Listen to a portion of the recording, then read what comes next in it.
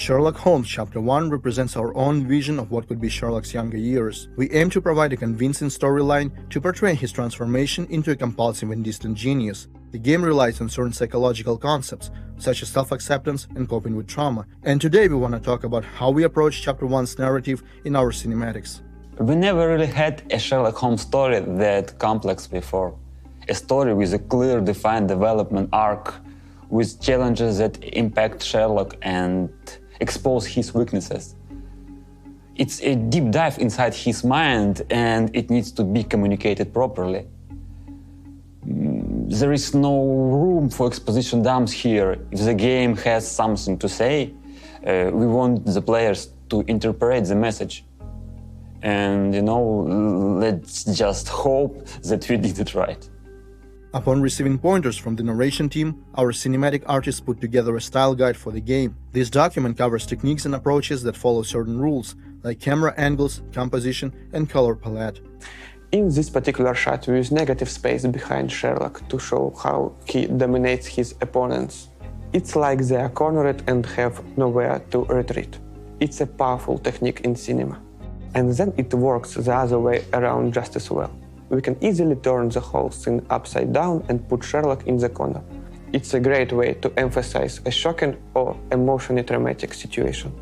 Here Sherlock and John are having an argument, and I added a branch to emphasize that moment. I put them inside a frame that would be both separate the characters and force them to stay inside its boundaries. This amplifies the fact they cannot escape these disagreements. Again, frame within frames are quite a popular technique in the movies, because it helps to build more complex compositions and add subtext to scenes. As you can probably guess by now, the Chapter 1 cinematics are heavily inspired by movies and photography. We use more or less the same tools here, like leading lines that help manipulate the player's gaze and other instruments. Lighting and camera angles can be a great way to present characters to the player. It's a nice visual hint at the nature of the person and their relationship with Sherlock.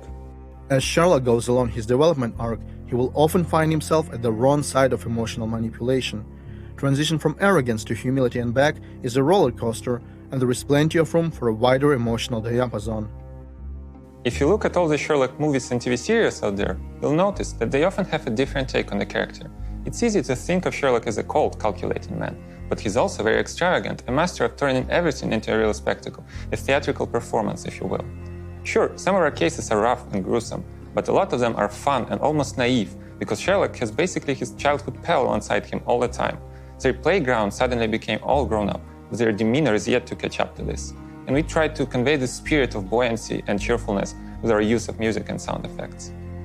The moment we walk through those doors, this one is inspired by the movie Amélie. I absolutely adored the style of that film, and I wanted to create something similar in our game.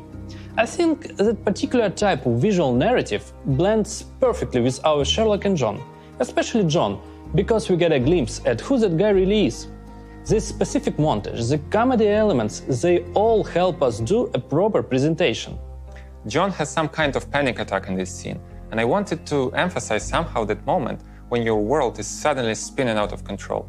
Finding that vertigo effect was a bit of a trial and error, but in the end, I thought, well, what if I literally rotate the world around him? It helped a lot that it's a very personal story, because it falls into a category of game that I always wanted to do. You know, that feeling when you watch a movie or play a video game and you are so invested in the story, where you connect with the director on an emotional level. As a cinematic artist, I always wanted to achieve something like that, and I am anxious to see if it works.